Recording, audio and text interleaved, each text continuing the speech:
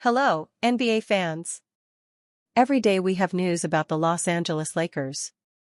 I'm a Lakers fan and I ask for your help by subscribing to the channel and giving me your thumbs up. Dalton Knecht is losing playing time with the Lakers because his game has been inconsistent, and the best option is to trade him to another team. And the Miami Heat have already shown interest in the player. Dalton Knecht is out of the rotation and lacks an NBA skill. The 6 feet 6 inches wing had defensive questions coming out of college, and those have only gotten louder. The Lakers' defensive rating is 118.9 with Knecht on the floor. They are 5.3 points per 100 possessions better when he heads to the bench.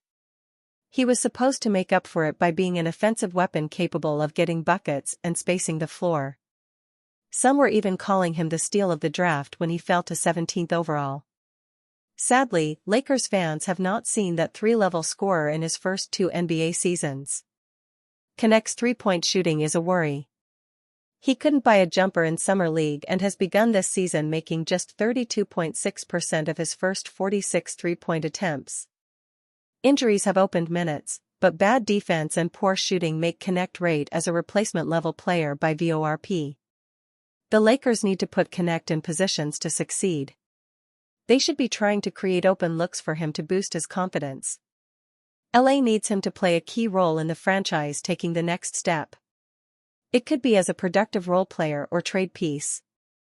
Right now, it is difficult to see either working out, and that is a problem for the Lakers. The purple and gold must prioritize developing young talent in the second apron era. It is part of the reason why they fired their scouting staff. The Lakers have had some big draft misses in recent years, and Knecht is heading in that direction. Fans don't want it to be true, but the coaching staff doesn't even want to play him. The Los Angeles Lakers must figure out how Dalton Knecht fits into their plans. If he is just a trade piece, the Lakers need to move on ASAP because the 24-year-old is losing value by the day. Finding a new home may be the best option for both parties at this stage.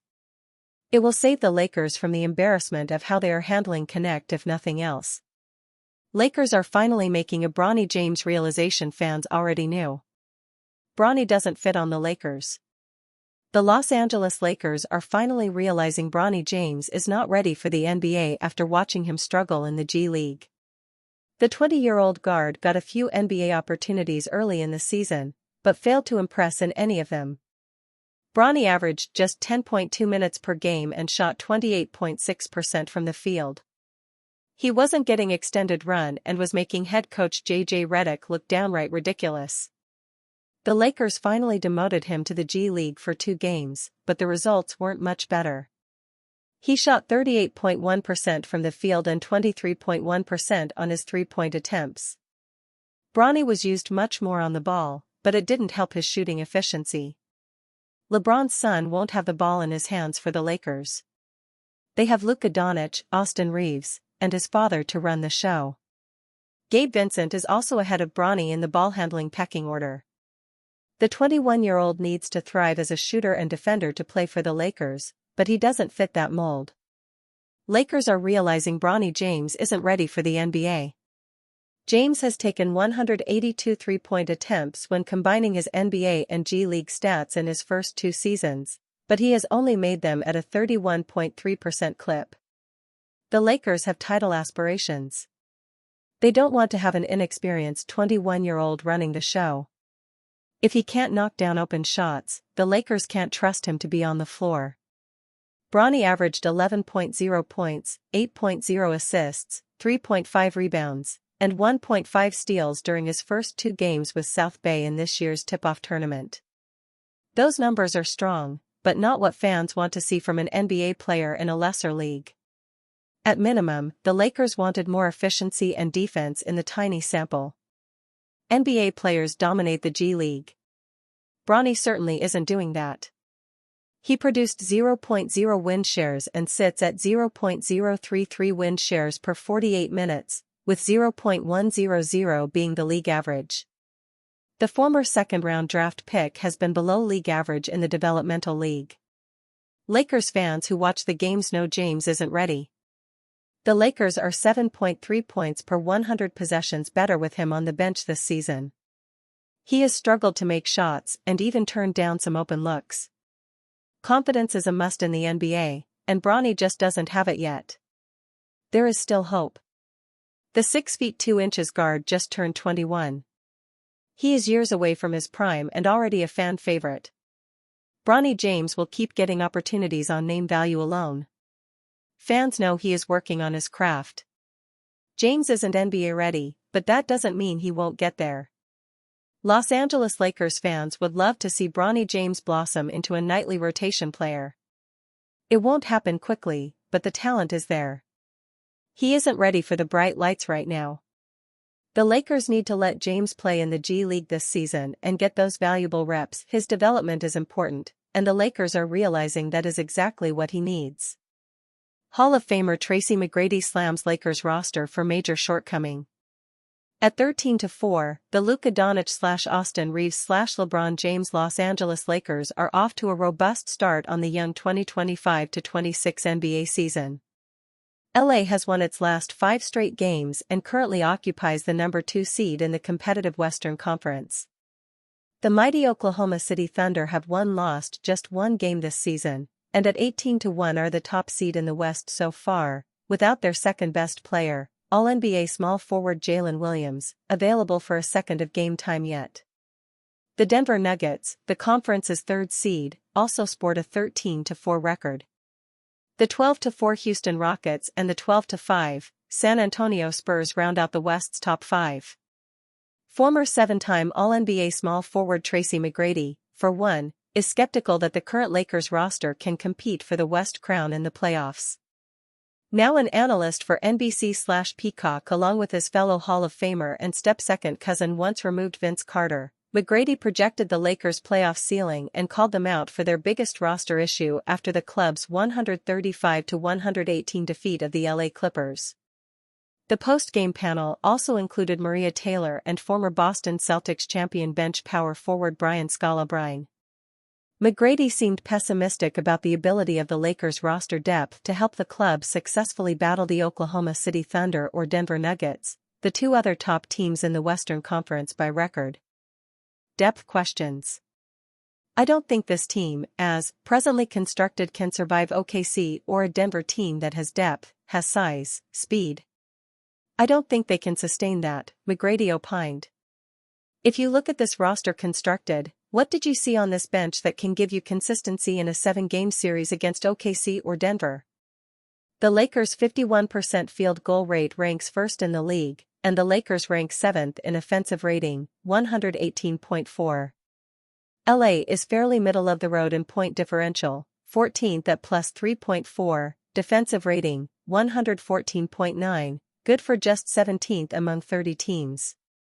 Surprisingly, despite their offensive efficacy, the Lakers also rank 24th in 3-point percentage, 33.9%, and 26th in 3-point attempts, 32.5.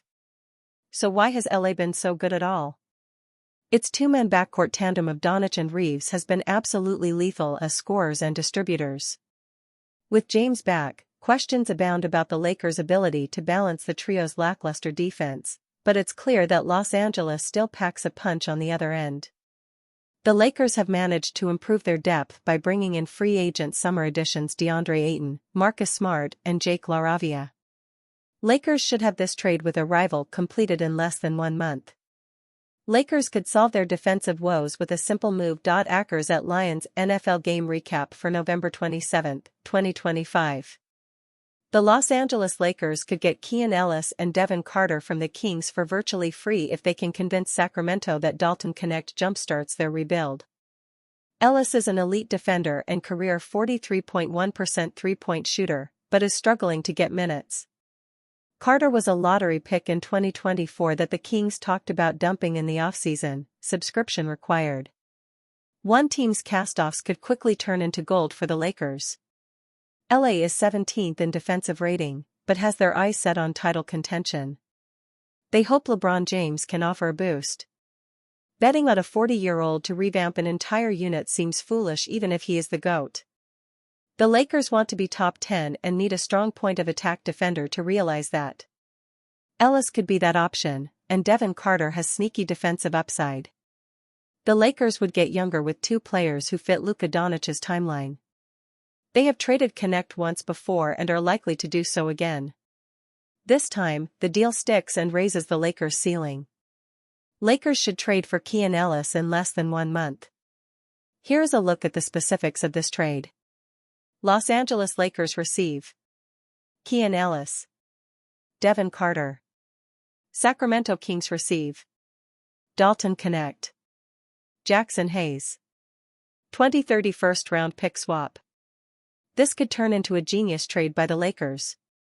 No franchise has been more dysfunctional than the Kings in recent years, so they bet on Sacramento remaining a nightmare by offering a first-round pick swap.